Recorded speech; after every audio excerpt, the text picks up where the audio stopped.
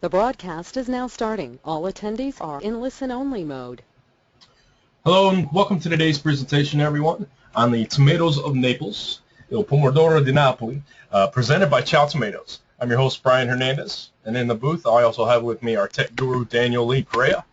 Say hello to the nice folks at home, Daniel. Hello. There he is. He's going to be monitoring the event, and he's also going to be gathering the questions that you can actually post using the question segment of the sidebar. He's going to gather those, and at the end we'll have a Q&A where we will ask our speakers to answer any questions that come to your mind. So today we're going to have several speakers that are going to talk to us about the unique nature of this very important staple of the pizza industry, the tomato.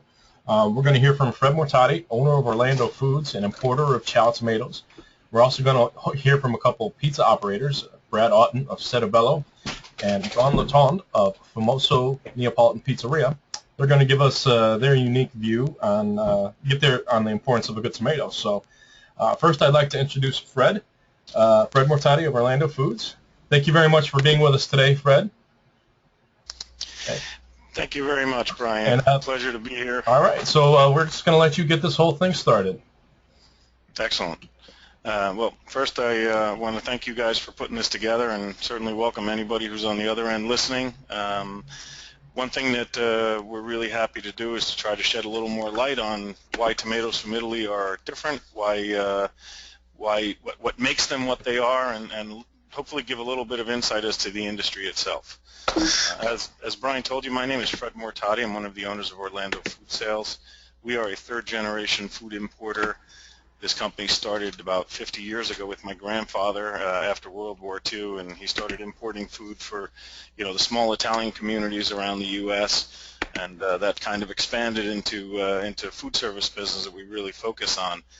And one of the primary items that we've always imported have been tomatoes from southern Italy. And the reason southern Italy, because most of the peeled tomatoes are made down in the south. About 25 years ago, when I joined the company, I met a guy named Lino Cutolo, who was the founder of the Ciao Tomato Factory, and we quickly became fast friends, and Lino became my mentor in the business, and we slowly but surely grew the awareness of Italian peeled tomatoes, and we developed the Ciao brand for international markets as well. Again, always food service oriented. So I've been very fortunate to have this relationship and partnership that we have with the Ciao factory. Most people never realize that you think about Italy and you think about tomatoes, and everyone I think knows that Italy is one of the second largest producers in the world of tomato products. But actually peeled tomatoes comes from the south of Italy, which is about 50% of the Italian production done in the south, and in the north of Italy is where they produce a lot of tomato concentrates and purees and sauces and things of that nature. So the peeled tomato really grew out of a cottage industry which was focused around San Marzano tomatoes planted in the Mount Vesuvio area near Naples, and that was just this particular seed that this small industry used. As times changed and as factories began growing and they began optimizing, and they needed larger land because they had to plant more tomatoes, they studied and did some crossbreeding, and they developed what most people call the Roma variety. So it's a long pear-shaped tomato, it has the characteristics of the original famous San Marzano seed that people refer to, which is a long skinny tomato with a very soft texture. And eventually what happened is the tomatoes that were once San Marzano really became this Roma tomato, and the entire industry has become a little more efficient, but the quality of the product that they're looking to produce has always remained the top objective. The peeled tomato for us is extremely important for one reason. Peeled tomato is the only tomato that we can identify when we open the can. If I open the can and I see a peeled tomato, then I right away see the raw materials that are being used inside this tomato product. When I open a can of crushed tomatoes or tomato sauce or pizza sauce or tomato paste or whatever it is, I don't have any idea of what tomatoes went into there, because even the rotten ones, the yellow ones, the orange ones, when you crush it all up, it's going to hide all of the sins. So we always say that the best product you can use to have the freshest flavor you can have should always come from the peeled tomato, because it is the only identifiable product, and it is the only one that really demands a lot of TLC in order to produce it. One of the important things when you're doing peeled tomatoes is to know the farmers, and this is something that takes many, many years to develop regardless of where you're located.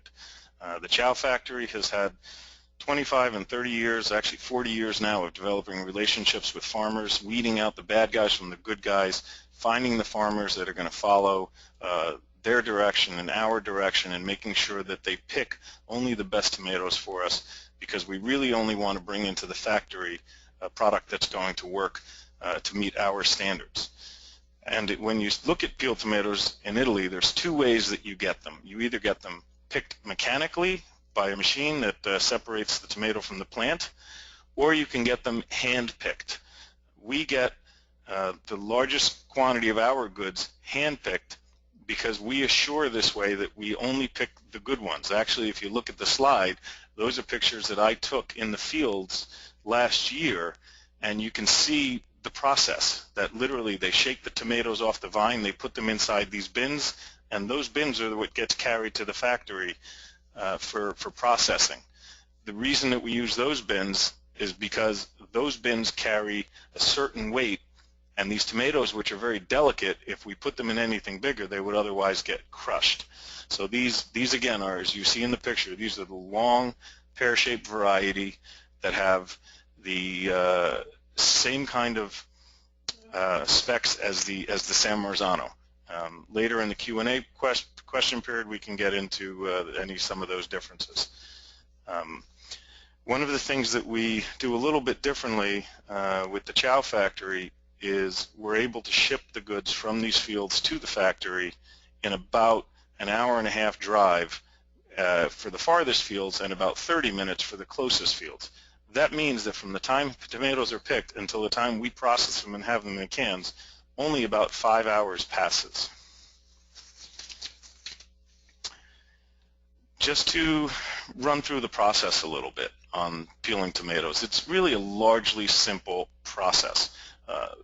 As simple as it is, we'll get into what a couple of what the complexities are, because usually the devil is in the details, as they say. Simply, the tomatoes come in those bins, which everybody had seen on the slide before. When they arrive at the factory, they get washed and cleaned through some water baths and some jets of water to remove any extraneous materials. And this is before they go inside to get peeled. So the first sorting we really do at the factory level is we remove everything, make sure it's only tomatoes. We then have optic sorters that kick out all of the yellow ones, the green ones, and the orange ones. There's a few different optic sorters, some set for green, some set for yellow, some set for orange, because we don't want to peel anything that's not red. So our first efficiency is to only get red tomatoes in the factory, so we only work with ripe product. Then once they do enter the factory, they get peeled. And after they go through a steam peeler, which is just mechanical, it's steam with under pressure that blows the skin up off the tomato, they roll through some belts that pulls and grabs all of the skin. And once the tomatoes are free of skin, after it rolls through these belts, you could kind of see in the picture with the ladies that back belt in the back with the black belts. Those are what they call peel separators. They grab the little peel hanging off as the tomato runs along. Then our very last line of defense are the women that's on the line. And these women are trained specifically to be looking for anything that got through that is either not ripe enough, that might be broken, that might have too much skin attached to it, something that we don't want to see inside our can because we don't want it to affect our overall performance. The small picture that you see with the basil in the hands is kind of interesting because we call that the Basil Machine. This is simply put the way that we put fresh basil inside the can every can that goes by. So really important that we're able to keep a very simple process, but effectively we want to make sure that we're also paying a lot of attention to the detail to make sure that only the best tomatoes are going to get through our system. The last thing that I want to mention as it relates specifically to this factory more than just the industry of peeled tomatoes, Every factory has a little bit different ways of doing things. At the Ciao factory, we have decided that we wanted to have a product that has a higher solids in the can. So we actually produce our tomatoes with a heavier juice inside. We make it fresh from these same tomatoes. We make the juice, and we use about 66 pounds of tomatoes in every case of 610s versus the standard industry uses about 55 pounds. So we have about 15% more tomatoes in each one of our cases. Lastly, I just want to mention that the primary products that are going to come from the South are going to be peeled tomatoes, as we've discussed.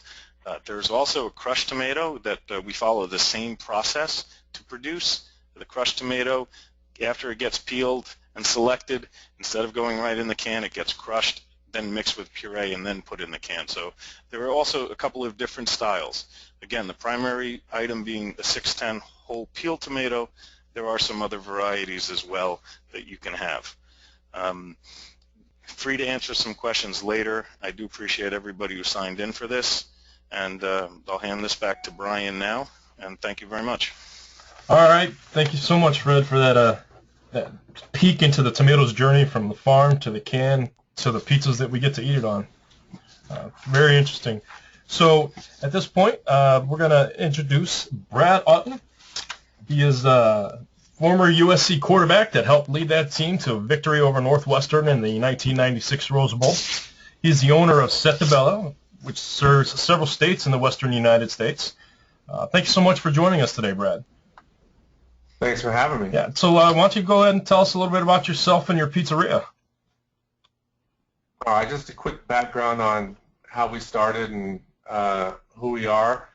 We started in 2005. I lived in Italy, lived in Naples specifically, and had fallen in love with the pizza there, especially since we didn't have a lot of money, so that was one of the few things you could eat 2 or 3 times a day, even in the back alleys, just pay $1 or $2 back then for a folded up piece of pizza that would drip down your arm while you had a Fanta in the other hand. That's kind of how I fell in love with the pizza. When I moved back to America, I was actually coaching football, so we were moving around a lot, and we're constantly looking for anybody who owned a pizzeria from Napoli or from Italy to try and find that same flavor that I'd experienced while I was living there. I just couldn't find it anywhere.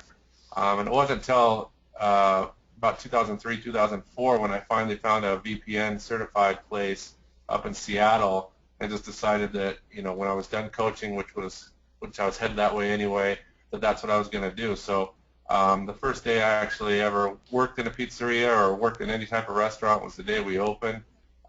We started really small with just a little 2,000 square foot out of the way location in a strip mall, which was good for us, gave us a lot of chances to make a lot of mistakes without costing us too many customers in the beginning, and kind of just grew from there.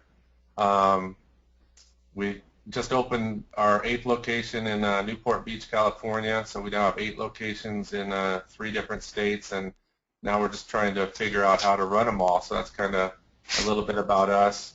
Sette Bello, for anyone who's spent any time in Italy, means it's the 7 of gold in the card game Scopa. It's just, I don't know, to be honest, if I go back and do it again, I would name ourselves something that I didn't have to spell a million times on the phone to everybody. But at the time, it was something that kind of me and my partners identified with because we spent a lot of time playing the game when we were living in Italy.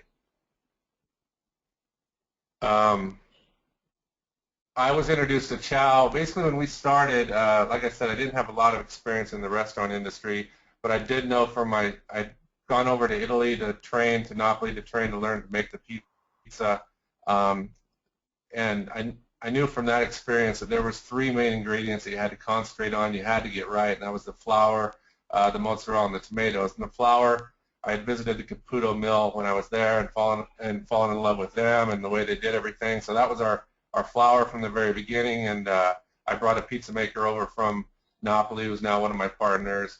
So finding the cheese wasn't a hard thing either, but the tomatoes back then in 2004, 2005, there weren't a lot of tomatoes being offered on the market. We found one we liked and used for a while, but we would just go through some really bad consistency issues where One month they'd be great, the next month they'd be really watery. And for any of you that make pizza the way we do, the pizza napolitana, you're not doing anything to it. You're not cooking it. You're putting it through a food mill, add some sea salt, and that's what goes on your product. So there's not a chance to cook off any water or get it to the right consistency. So they really need to come out of the can the way you want them, and they need to come out of the can consistently that way, day after day, month after month, year after year. So we really struggled with that, and I reached out to Fred to kind of get his advice on what we should do, because we were having a lot of issues with soggy pizzas, which is a complaint anyway with the type of pizza we use, and then you start throwing watery tomatoes on there, and it's even a bigger issue. And I think at the time he either was about to start or was just about to start his brand, bringing them in. So we were going over to Napoli anyway. That first slide you saw was me and my partner at the Ciao packing plant with Constantino. So we went over there, saw the packing plant, saw the way they handled the tomatoes, saw some of the fields, and again, like the flour, like the Caputo flour, just kind of got familiar with and learned it and liked those guys and trusted those guys that were handling our products. And as time has proven, you know, we've gotten a consistent product day after day and month after month, which is what we were looking for. So we haven't looked for any other products since then. It's just been what we've used because it's consistent. We know where it comes from. We know who brings it to us, and that to us is the most important thing. Now, Brad, I noticed you said you basically just hand mill your tomatoes right from the can with just a little sea salt. That's, you know, VPN rules. Are you guys certified? Yeah, we're, like I said, we just experienced quite a bit of growth in the last year. We opened 4 new locations. So our first 4 are all certified. I think 2 of our new ones are, and the other 2 are in the process of being certified. Certification, if anyone has any questions about that afterwards, I'm happy to talk about it. At the beginning, it was a huge deal. I think we were the 10th in the United States when we first started. Now it's kind of become a lot more common, and it's not quite as unique or doesn't quite have the cachet as it used to have. So we weren't quite as in a hurry with these last 4 we opened as we were in the first 4, but we still love that connection to Napoli and the connection with those pizza makers that are involved in that organization. So we still go through the process. It's just we're not quite as quick to do it as we were early on. Very nice. Yeah, so as I mentioned, man, there's a million tips for success. I think if anybody out there listening is just starting their pizzeria, and I'm happy to answer any questions about it later. But as far as the products are concerned, as I mentioned, there's 3 products you got to get right, and hopefully from the beginning you got to get right, and that's your flour, your mozzarella, and your tomatoes. And my recommendation to everyone would be just find people that you trust, find the products, you know where they're coming from, and you know who's bringing them to you, because there's such a you know, it's so easy to say your product's authentic, your product's DOP or DOC or whatever you want to call it, and there's a lot of fraudulent people bringing things in that you don't want to offer to your customers. And if you want to be in business for the long term and have a successful business, you need to know what you're bringing into your restaurant, what you're calling authentic, and we're charging a premium for those ingredients, so you need to make sure what you're bringing in is what you're claiming it is. And so the only way I know to do that is to do business with people you trust, and bring in products you know where they're coming from and you know who's bringing them in. That's about all I got, but I'm happy to, after everyone's done, if anyone has any questions, I'm happy to answer any other questions. All right, thank you so much, Brad. I love the origin story of your place there, actually getting out there and just experiencing it at the birthplace of pizza. So we'll get back to Brad. Any questions that we have for him after this next segment. Next, we're going to hear from Don Letendre. He's a corporate chef for Famoso Neapolitan Pizzeria. It's a pizza chain up above the border, up in Canada. They have grown quite well, and he's going to come at it from a slightly different point of view on the topic, more from a culinary standpoint. So, Don, welcome, and thank you very much for being here. Hey, guys, welcome. Great to be here. Basically, as Brian said, I'm a corporate chef for Famoso Neapolitan Pizzeria in Canada. My background is more culinary. I got into the pizza business 2.5 years ago, but my background really is 25 years plus experience. I've traveled the world my European training, I decided to go to Tokyo. I spent 2 years there. 6 days a week I worked in an Italian restaurant. 1 day a week I worked in a soba noodle shop. So I've also done stages, which are, placements that you work for free in restaurants around the world, London, United States, etc. I still do them. I love the opportunity of going in and seeing chefs produce, cook, and seeing wonderful products from around the world. Currently we have 26 locations in Canada. By the end of the year we'll have 30. We're one of the fastest growing companies in Canada, and certainly the leading Neapolitan pizzeria multi-unit chain in Canada, and I believe probably one of the most multi-units in America as well. So we serve a lot of pie, we serve a lot of tomatoes, and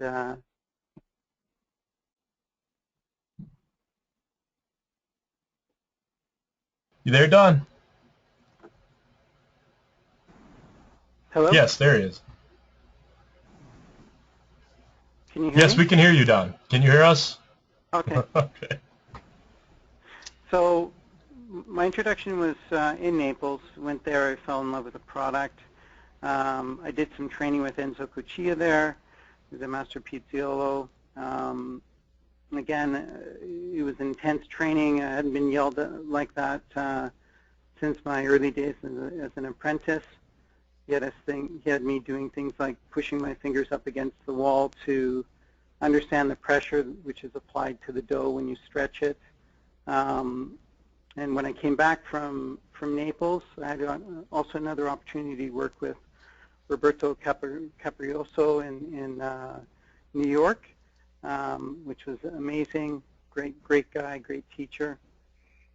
And around that same time, I was introduced to Fred at the Las Vegas Pizza Show, and basically from there started to dig into our business, the products, and really to be blessed to start, my career in this with the Ciao product. So if I have to look at the success in our partnership with Ciao Tomatoes, it really starts with the partnership that we have with Fred and the tomato, and basically, our core ingredients. We also have a wonderful relationship with a fior di latte producer in Alberta who makes fresh fior di latte. Combined with the tomatoes, certainly is a level of success for our business. The product allows us to have consistency. The amount of acid and sweetness in the tomato is well balanced.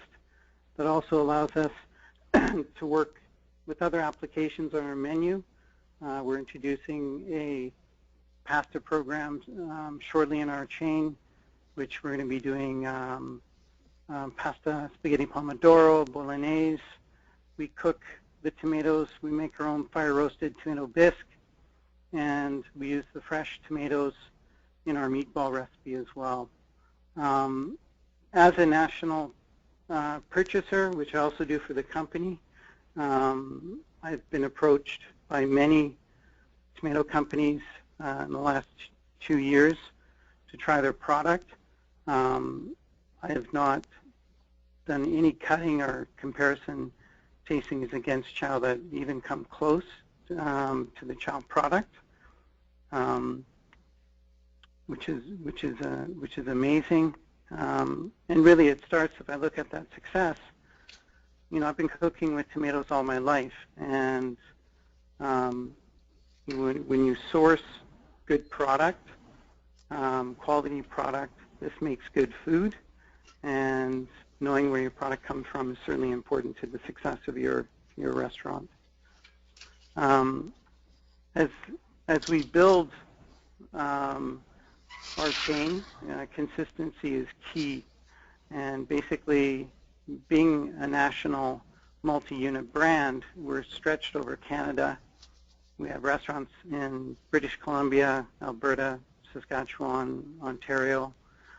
Our stores are in urban environments, and they're also in suburban environments. So it's key for us to know our customers, know what region they're living in. When you're stretched across Canada, it's important to know their palates. We take a lot of time and care understanding what those customers are, from a traditional diner, an adventurous diner, a carefree diner, and a healthy diner. So with a clientele that's spread across the country like that, there's high expectations. And with the high expectations is their education with the explosion of Neapolitan pizzerias in North America. So, you know, certainly the Ciao product and the products that we use, you know, as a corporate chef, I cannot be in every location across Canada. So this allows consistency in each of our restaurants, which, you know, I'm proud to say, as a multi-unit restaurant, everything's made from scratch.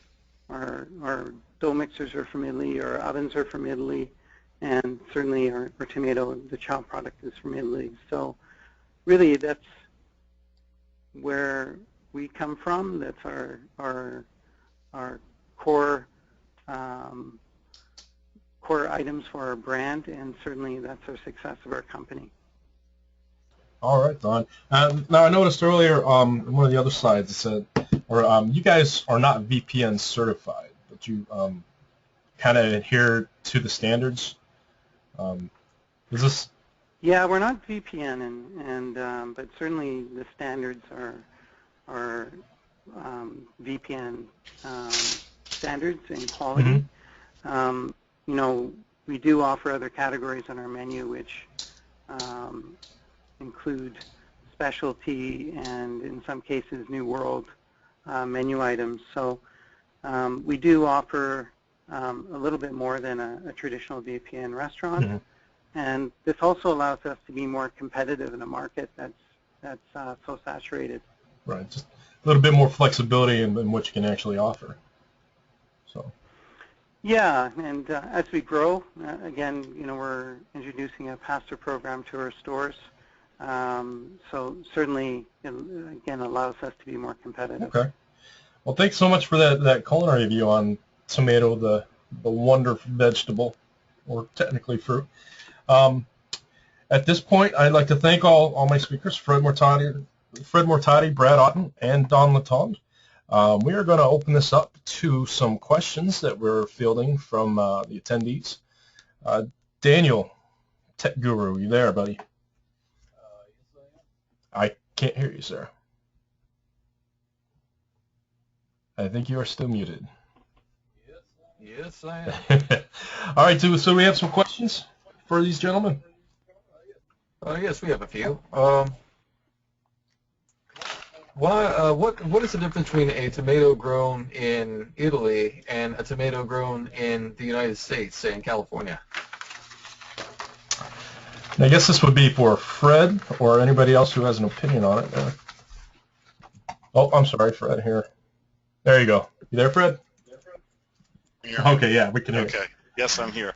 That's a great question, and very appropriate, obviously, for this discussion, because the U.S. represents maybe 25% of the worldwide production of tomatoes. The U.S. produces about 2 times the quantity that Italy produces. But the one thing that we do not do in the U.S. And that we cannot do in the U.S. is we really can't replicate the soil of Italy. And even when we take the same seed and we try to grow it here, the conditions are different. There's something we can't get away from inside the tomato world, and that is Mother Nature. And when it comes to whole peeled tomato, if you taste a tomato out of a can, especially in the pizza trade where you end up not cooking it, where you're just grinding it up and using it, when you taste it from Italian tomato versus a California tomato, they have a very different flavor profile. The Italian tomato, you get much more natural tomato flavor. You have a little bit of tartness, which is some of the acid that Don was talking about. You know, there really needs to be a balance between the sweetness of the tomato and the acid in the tomato, and that flavor profile just happens to be different than the California flavor profile.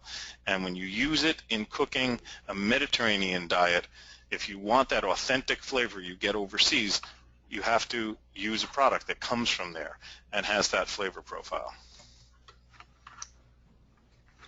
All right, we've got another question here. One user wants to know, how would you compare San Marzano tomatoes versus Italian peel? That's another great question, and actually one I hoped was going to come up, because Brad Otton alluded to this a little bit earlier when he mentioned the DOC and the DOP products and knowing who you're dealing with, etc. There are two differences. One thing to note is very, very important. The DOP San Marzano product is a tomato variety. It's a San Marzano seed. It's a tomato variety that's grown in a very, very tiny region. In order to be labeled San Marzano, it has to be grown in the traditional small fields around Mount Vesuvio. That total production in Italy represents 1/2 of 1%. 0.5% of the production is San Marzano. 99.5% of the production is what we call Italian peel tomatoes.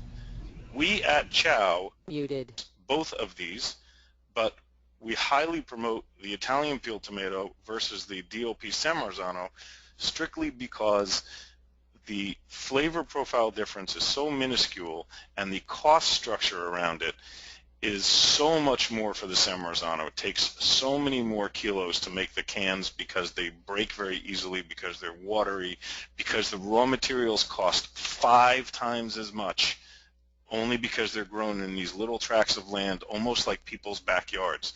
And so it's a little cottage industry that is really controlled by this group that has the rights to label goods as San Marzano.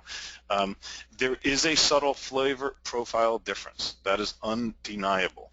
It then becomes a matter of economics and whether or not that small difference is going to be worthwhile to people. Everybody has a different opinion on that, so it's very personal. So we really like people just to make their own minds up and determine what they feel is best for their product. And lastly, I want to mention one thing Brad had alluded to. You have to be very careful because, unfortunately, there are a lot of times the words San Marzano can be used, and it can be quite misleading. There are brands here that claim that they're San Marzano when indeed they're not. They don't actually have the symbols on the label of the consortium. There need to be 2 symbols, and one of them needs to be the yellow symbol with the star of the European community. Products that are produced not in Italy but elsewhere will sometimes claim that they are San Marzano style, so that could also be misleading because effectively all long pear-shaped tomatoes are San Marzano style. That's the classic style that they're meant to replicate. So you just have to have a little bit of care in making sure that if you're paying for it, that you are getting an authentic San Marzano, if that's what you choose to use. Unmuted. All right, thank you for that informative answer. You know, the same user wants to know, how do the Italian peel tomatoes work in other applications besides pizza, particularly cooked menu items? Do the Italian peel make much of a difference compared to U.S. tomatoes when mixed with other ingredients and spices? Yes, in fact, and I think Don can probably speak to this a little bit because Don uses the tomatoes also in other applications, like he said, the tomato bisque, etc.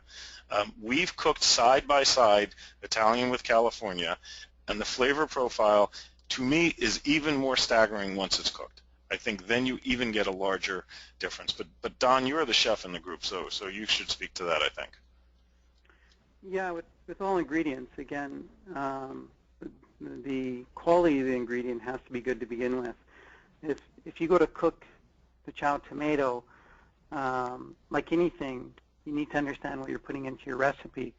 The Ciao tomatoes are so balanced that, you know, as a chef, you begin to understand, you know, one of the hardest things in Italian cuisine to pull off, believe it or not, is something like spaghetti pomodoro. It starts with the quality of the tomato. You know, do you add garlic? How much onions do you add onions? The pomodoro is meant to be cooked fairly quickly, so you want to keep the freshness of the tomato, no different from cooking the fresh milled tomato on a pizza. You know, when you start eating your pizza, that's what you're tasting. You're tasting the vibrant flavor, how alive it is because of the quality of the tomato. It's no different when you cook it. When you start cooking with it, again, you don't want to add too many ingredients, number one, and at the same time, you don't really need to with the quality of this type of tomato.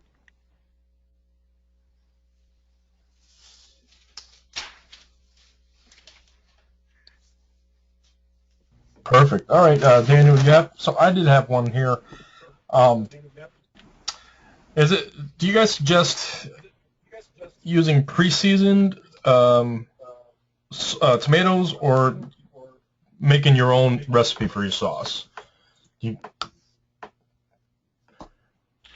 Now, is that for pizza? Yeah. Well, pizza, anything really. I mean, would you recommend getting something that's already been pre-seasoned and has a flavor set to it, or do you suggest somebody starting from, you know, the bottom and working up? Well, no. I think you need to start with the tomato, understand it, you know, taste it. The salt and the pizza application is merely to, salt is used as, it pushes your palate. So anything that you eat, any ingredient that you eat, salt really acts as it pushes the flavor out. So obviously you don't want to add too much salt to the tomato. It doesn't need it, but really that's as far as you want to go with it in a pizza application. Now when you cook it, it will change. But, you know, again, the sweetness and the acidity and the balance before you cook it, as you cook it, that's really the success of cooking it. And again, when you add your seasonings from there, it's really what kind of application you're wanting. All right. Okay, I've got a kind of a compound question with a follow-up question. Another user wants to know, can you be a VPN certified pizzeria if you don't use DOP, or can you simply have one DOP pizza to meet the requirements? I can actually field that because I am very familiar with the VPN. You do not need to use DOP tomatoes to be VPN certified. If you use an item like Ciao or another brand of Italian peeled tomato, you can get VPN certified. It does not need to be a DOP. And you can call the VPN Americas and Marina Del Rey, you know, and they'll tell you the same thing. Okay, here's a follow-up question. Is it better to be a VPN certified trained pizziolo or better to be a VPN certified operation? That's for Brad and Don who've been through that. I think the VPN has just changed that. Initially when we first started, it was you just were certified as the pizzeria. And then I think one thing a lot of you probably know, and Fred can tell you, Italians love creating organizations and groups, and so another organization came out that was certifying the pizza maker and talking about how much better and more important that was than just certifying their pizzeria, because once the pizza maker leaves the pizzeria, doesn't necessarily make the same kind of pizza anymore. So the VPN now is requiring, as part of your pizzeria getting certified, that one pizzaiolo there also gets certified by the VPN. So I think the VPN now does both, certify as the pizzeria and the pizza maker, which I think is a good step. The other organization had a good point where pizzerias were getting certified. The pizzaiolo who came to help start the pizzeria left after a few months, and no one there really knew how to make the product correctly. Americans like to think, you know, you have somebody come teach you for a month or 2 months and you're good to go, but that type of product is something that requires years and years to get to become expert at. So it's a good step for the VPN, I think. Now, for not being VPN, if I can add to that, you know, again, being introduced to Neapolitan pizza and the craft and the care, and as Brad said, it takes years to become a master pizziolo. It takes years to understand the climate that you work in. And again, in Canada, where we're making these pizzas from warm climates, humid, very cold, soft water, hard water, all these things that go into consistency of dough, how hot the temperature of your oven is, and getting that kind of consistency is something you need to work with for most of your life to fully understand it. But I can tell you, as a non-VPN restaurant, and it's certainly a multi-unit chain, I was blown away with going to Naples, because tasting the product from the source, from those master pizziolos, and then coming back and going to our stores and tasting the product from our stores with non-trained VPN pizziolos, I was blown away with their product. It was an eye-opener and really a pat in the back where, of course this can be trained. You have to follow the rules, but certainly, I'm very proud as a corporate chef to work for a corporation like this that has this level of quality spread across Canada. So I appreciate both sides, and I love the authenticity. I love the education that VPN offers, and especially with, to hear that they have a Pizziolo program now, it's awesome. We're trying to develop in our company a Pizziolo program. It's, we'll have contests, and we'll basically send that new Pizziolo to Naples to train as well. But anyway, it's a great organization. I can't say enough about it, but at the same time, I can certainly back up not being VPN and having good quality product. Okay. Brad mentioned earlier that there were a lot of tips for success. Would you like to share some of those tips? Is that for me? Yes. I don't know if we're talking mainly to people who are seasoned restaurant owners or people who are just starting out or wanting to start out, but if we're talking to people who are just starting out or wanting to start out, my biggest tip would be to start small, particularly if you're like me and you're kind of just doing it with your own funds and putting, you're basically signing a lot of your life away to sign these leases and put all this money into equipment and build out and things like that. So the smaller you can start to begin with, especially if you could do something like find a existing location where you don't have to put the time and the money into construction. That'll save you a lot of headaches and a ton of money. I can't tell you how much money gets sunk into coming up with plans, architectural plans, and engineer drawings, and all the construction and permitting. If you can avoid that to start out with, that's, if I could go back and tell myself one thing, that would have been it, is to find a location that was in existence that you could just take over and start as small and as cheaply as you can, and then just grow and learn from there. What would be your one tip for a season, your biggest tip for a seasoned veteran who's been in a number of years? Let me think for a second. Don, you got something good for that one? Or Fred? Fred talks to a lot of those experienced restaurant owners. Sometimes I say, fortunately, though, I'm one step away from that. So Yeah. I see what you guys go through, for sure. My advice as an outsider looking into it and seeing a lot of the hurdles, honestly, is going to be in some of the stuff that Don touched on about training.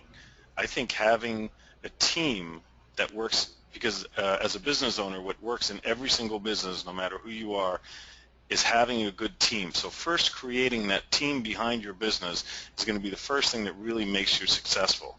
And the other thing is having this really exciting time in pizza where I find that over the last 10 years, the average quality of pizza keeps going up because there's more and more better ingredients available. They're more readily available across the U.S. and, as Don now knows, readily available across Canada. The more that you can get good quality ingredients, do training, train your team, the more you're going to have articles written about you, and it's going to drive your business. So I guess look to innovate, constantly look, and don't be I hate to use the word lazy, but don't lie back and just think that everything's going great. I think you always need to be on the verge of looking to innovate and stay fresh.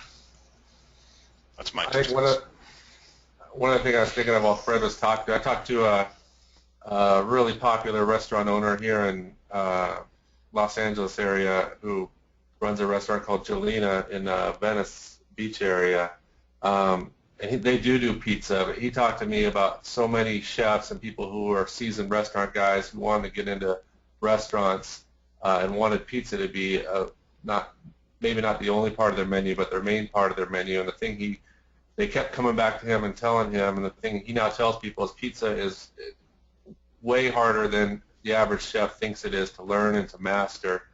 So if you're a seasoned restaurant owner or a seasoned chef, and you think you're going to be able to just jump into this restaurant and start making perfect Neapolitan pizzas, or even just well done gourmet or artisan pizzas, it's going to be a lot harder than you think. It's going to take a lot more time than you think to master the dough, the oven, all the things that go into making a good pizza. So if pizza is going to be something you're just jumping into, but you're a seasoned restaurant guy, I would suggest you understand it's going to take a while for you to get good at what you're trying to do.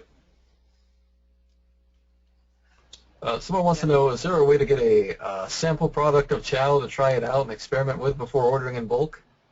I think the best way to manage all of that would be, will you post just like our info at orlandofoods.com address, and all inquiries can go that way, and we'll manage it from there? You're going to post, I think, a video for the YouTube of the factory so people get a bird's eye view of what the production is that we talked about. Could you also put the info at orlandofoods.com also up, and people can just write directly to there, and we could respond to any requests that way? Okay, we can do that. Okay. I had a silly question on the tomatoes when they go through the peeling process. Is there any use for the skin at all? There is not. What happens is the skin and all of the tomatoes that don't make it into the production, anything that is being discarded, which includes the skins and the seeds that get discarded when you make the juice, all of that stuff goes to animal feed. Okay. So you don't actually get anything for it, but the farmers that raise cattle and pigs and other things in the area, they come and they pick it up. They take it all. Right. It's animal food. It's definitely helpful. Yeah. Daniel, do we have any other questions? I'm afraid that I am all out of questions, except perhaps, are there any tips for pizza operators on how to market their product as a quality product to compete with chains that just put out mass quantities? That's a good question. Yeah, I'm going to leave that to Brad and Don. They're the masters. I don't have any. The tips there, and I've been listening to Brad and Fred there with the earlier question. It starts regardless if you're a multi-unit, you're a single unit that is slowly growing. Your success is your products, and when you get into the pizza business, you have to understand what products you're going to be bringing in your door, how you handle them, and how you execute them. I've probably opened 12 restaurants from scratch, from the ground up. I've opened 2 major boutique hotels, one in Vancouver and one in Montreal. And stepping into these type of projects, you have to understand, what is your concept, what are the quality of your ingredients. And most importantly, again, the training of it. Who's your team? Who's your brigade? And once you have all those things lined up, your chances of success are that much better. But you really need to understand the product, what you're getting. If you don't, and it's mediocre, you're going to end up with mediocre food. And if it's mediocre product, maybe your staff's not going to look at it in a serious light either, so they're not going to produce the best product that is presented to them. So ingredients are key. Yeah, along those lines, I would just add that I don't know of any marketing shortcuts to distinguish yourself from the the mass-produced or not quality pizza that you're trying to distinguish yourself from. We've hired PR firms and marketing people for short periods of times, and every time it just feels like we're throwing money away because it all comes back to just kind of a grassroots effort from the very beginning of making a quality product and relying on those customers and their word of mouth to grow your business. And I have a guy now we have on staff that is kind of our marketing guy, and we meet all the time about ways we can speed that process up. And I hope we find one eventually, but right now it just seems like the only thing that works for us is slow word of mouth and building our customer base by giving them a great product and letting them do our marketing for us, which is a slow process, but it's all I've seen that works so far. Sounds very sound advice from all hands on deck there. I think at this point we're just about out of time. I'd like to thank everybody who came out and attended, and I'd like to thank my speakers, Fred Matadi, Orlando Foods, Brad Otton of Sette, Bello, and Otton of Famoso Neapolitan Pizzeria. Thank you guys so much for your time today and all the great reasons you gave us as to why we should look a little closer at peeled tomatoes. Thank you very much, Brian. All right. Thanks, All guys. right, thank you so much. Thank and you. We will be back next month, May 6th at 2 p.m. Central Time for a gluten-free webinar. Gluten-free doesn't have to mean bad pizza, so that one's going to be very interesting. I'm excited to see what they're going to let us know and how we can make gluten-free taste great. So hope to see you guys there. You'll be able to